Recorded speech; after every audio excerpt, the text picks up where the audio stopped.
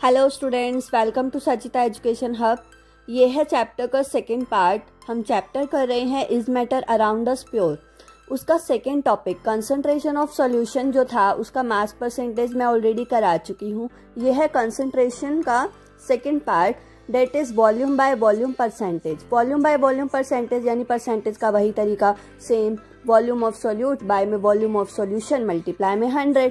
तो कैसे करेंगे, क्वेश्चन देख लेते हैं। A solution contain 10 ml of ethanol dissolved in 200 ml of water. अब यहाँ पर हमें इथेनॉल क्या है, सॉल्यूट, 200 ml क्या है, वाटर।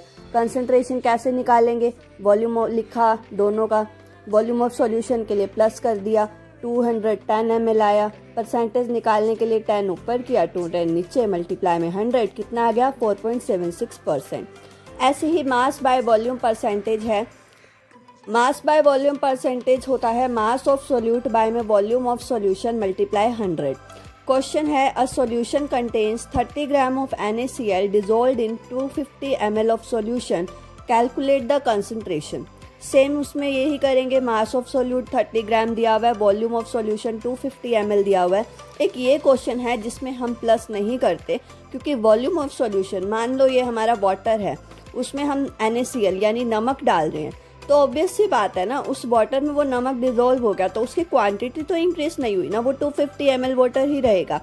तो मास ऑफ सॉल्यूट 30 बाय में वॉल्यूम ऑफ सॉल्यूशन 250 इंटू में 100, हमारा आ गया 0.12%। नेक्स्ट टॉपिक है सस्पेंशन एंड कोलॉइड्स। सस्पेंशन क्या है, ये एक हेट्रोजीनियस मिक्सचर है। इसमें सॉलिड के पार्टिकल्स ग्रेटर साइज के होते हैं, 1000 nm are distributed in a fluid, वो हमारे फ्लूइड्स में हैं। कोलॉइड्स क्या है, ये एक हेट्रोजीनियस मिक्सचर है जिसमें एक सब्सटेंस पार्टिकल्स में उसमें मिक्स्ड है और उसका जो साइज है वो 1 से लेकर 1000 nm यानी नैनोमीटर। नैनोमीटर का मतलब होता है 10⁻⁻⁹ metre in a continuous medium of another substance. अब इसको हम डिफरेंस की फॉर्म में देख लेते हैं, याद करना आसान रहता है। प्रॉपर्टीज, जैसे प्रॉपर्टीज हैं, पार्टिकल साइज के बिहाफ पे किया है, विजिबिलिटी है कि नहीं, पार्टिकल सेटल डाउन होते हैं कि नहीं, फिल्टर कर सकते हैं कि नहीं, टिंडल इफेक्ट क्या है, नेचर कैसा है उसका, और उसके एग्जाम्पल्स। तो अब साइज की बात करें तो 1 नैनोमीटर से छोटा है, ये इन बिटवीन आता है, ये उससे बड़ा है, यानी कोलोइडल सॉल्यूशन इन बिटवीन रहता है। विजिबिलिटी की बात करें तो हम इसको नेक्ड आई से नहीं देख सकते, अब इतना छोटा पार्टिकल हम नहीं देख पाएंगे, इसको भी हम नेक्ड आई से नहीं देख सकते। बट जब स्कैटरिंग ऑफ लाइट होती है यानी टिंडल इफेक्ट होता है तो उस केस में हमें पार्टिकल्स दिखते हैं, इसको हम नेक्ड आई से देख सकते हैं और सिंपल माइक्रोस्कोप की मदद से भी देख सकते हैं। सेटलिंग द पार्टिकल्स, इसके पार्टिकल सेटल डाउन नहीं होते। ट्रू सॉल्यूशन का शुगर सॉल्यूशन एग्जांपल है, जैसे ही हमने उसको डिसॉल्व कर दिया पार्टिकल्स उसके अंदर रहते हैं, चाहे हम उसको 3 घंटे रख ले, 4 घंटे रख ले, कभी भी जो शुगर है वो नीचे नहीं बैठेगी। ऐसे ही कोलोइडल सॉल्यूशन है। मिल्क का एग्जाम्पल ले लो, अगर मैं कहूँ कि मिल्क हमारा हमने 3-4 घंटे छोड़ा, वाटर ऊपर रह गया और उसमें जो प्रोटीन, फैट, कार्बोहाइड्रेट थे वो नीचे बैठ गए, तो उस दूध का क्या फायदा। तो ये कोलोइडल सॉल्यूशन का एग्जाम्पल हो गया कि पार्टिकल उसमें भी सेटल डाउन नहीं होते। सस्पेंशन की बात करें तो इसमें पार्टिकल सेटल डाउन हो जाते हैं। एग्जाम्पल ले लो कि हमने पानी में मिट्टी डाल दी, उसको घोल दिया, उसके बाद क्या होगा, हम देखेंगे कि 3 से 4 घंटे में वो मिट्टी नीचे बैठ जाएगी और पानी ऊपर रह जाएगा। ठीक है। फिल्ट्रेबिलिटी यानी हम उसको छान सकते हैं कि नहीं। अब हमने पानी में चीनी घोल दी, हम उसको छान पाएंगे, नहीं छान पाएंगे, तो can't be separated by filtration, उसको नहीं फिल्टर कर सकते। और इसको छान पाएंगे, दूध है, दूध में से मैं कह दूं कि हमें चाय छलनी से प्रोटीन और फैट अलग कर देना है और दूध अलग कर देना है, तो ऐसा हो पाएगा, नहीं हो पाएगा। इसको भी हम सेपरेट नहीं कर सकते, इसको कर सकते हैं। दूध लो, पानी लो, मिट्टी लो, हमने वो ले रखा है, उसको हम चाय छलनी में छानेंगे तो मिट्टी ऊपर रह जाएगी, पानी नीचे चला जाएगा। अब टिंडल इफेक्ट मैंने ऑलरेडी बता ही दिया, स्कैटरिंग ऑफ लाइट होता है, तो हमें ये नहीं शो करेगा।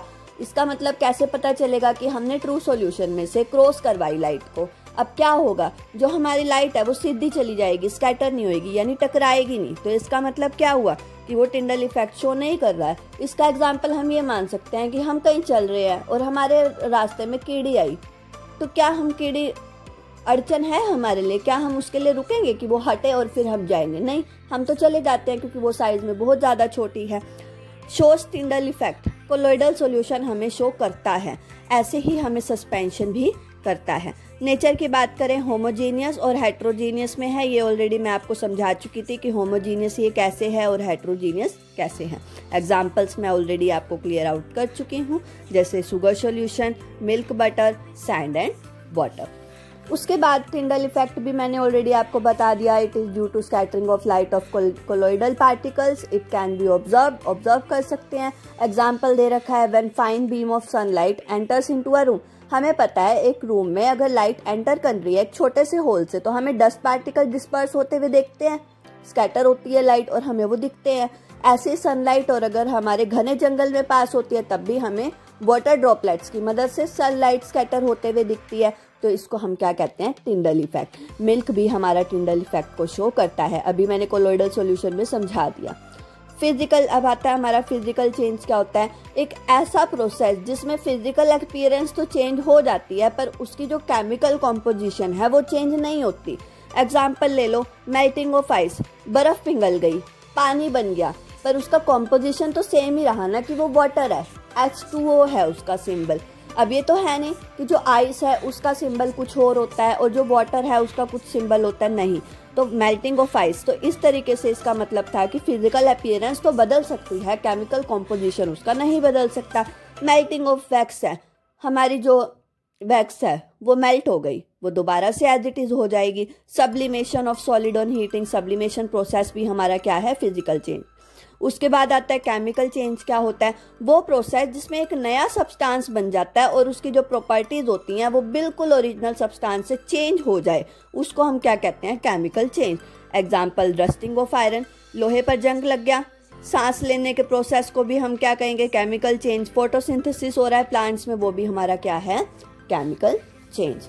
उसके बाद है एलिमेंट्स और कंपाउंड्स, ये इस चैप्टर के लास्ट टॉपिक है। इसको भी करना बहुत आसान है। एलिमेंट क्या होता है? एलिमेंट एक बेसिक फॉर्म है मैटर का जिसको हम आगे नहीं ब्रेक डाउन कर सकते।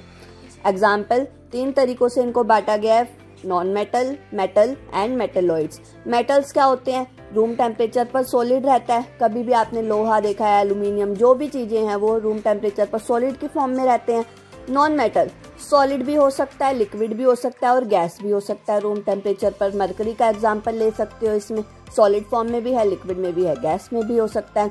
सम element shows some properties of metals, और कुछ एलिमेंट ऐसे होते हैं जो मेटल की प्रॉपर्टी को भी शो करते हैं और नॉन मेटल की प्रॉपर्टी को भी शो करते हैं। मेटल्स आर सोनरस, ये नॉन मेलिएबल है, नॉन डक्टाइल है, नॉन सोनरस है। ठीक है, ये मेलिएबल और डक्टाइल का क्या मतलब होता है? मेलिएबल मतलब जो थिन शीट में कन्वर्ट हो जाए, डक्टाइल मतलब जो थिन रोड में कन्वर्ट हो जाए, सोनरस मतलब जिसमें टक करने से आवाज आए, जैसे स्कूल की घंटी, उसमें हम साउंड क्रिएट कर सकते हैं, वो क्या है? सोनरस मेटल्स हैं। Example, gold, silver, aluminium. Example, carbon, sulphur, phosphorus. इसका एग्जाम्पल, बोरोन, सिलिकॉन, आर्सेनिक, ये सारे हमारे क्या हैं? मेटेलॉइड्स। उसके बाद आता है कंपाउंड्स। कंपाउंड्स क्या होता है? It is a pure substance form by chemical combination of 2 और मोर एलिमेंट्स। ये एक प्योर सब्सटेंस है जिसमें 2 और 2 से ज्यादा एलिमेंट्स को मिलकर हमारा क्या बनता है? Compound. Definite proportion by mass. Example, water, H2O, इसका रेशो सेम रहेगा। अभी आया कैसे है? H2 मतलब 2 और ये हमारा 16, रेशो निकालेंगे 1:8 आ जाएगा, तो डेफिनेट रेशो क्या हो गया? 1:8। 2 टाइप के कंपाउंड है, organic compound, inorganic compound. Organic compound का मतलब है ये कंपाउंड जो होते हैं वो लिविंग सोर्सेज से मिल रहे हैं, जैसे प्लांट्स और एनिमल से मिल रहे हैं, जैसे ऑयल, फैट, प्रोटीन, ये हमारे क्या हो गए? ऑर्गेनिक। इनऑर्गेनिक मतलब जिसको हम नॉन लिविंग तरीके से बना रहे हैं। These compounds are generally obtained from non-living sources such as rock, soil and minerals. Example, marble, chalk, CO2, NaCl, baking soda. इसको हम man-made तरीके से बना रहे हैं, इसलिए ये क्या होता है? compounds. यहाँ पर हमारा ये चैप्टर फिनिश होता है। नोट्स के साथ मैंने आपको प्रोवाइड करवा दिया है। कोई भी डाउट हो, कुछ भी प्रॉब्लम हो, कमेंट में बताइए क्या प्रॉब्लम आ रही है, उसके लिए मैं आपको हेल्प करूँगी, कोई प्रॉब्लम नहीं आएगी। अगर वीडियो पसंद आई हो तो like, comment, share and subscribe कीजिएगा। Thank you.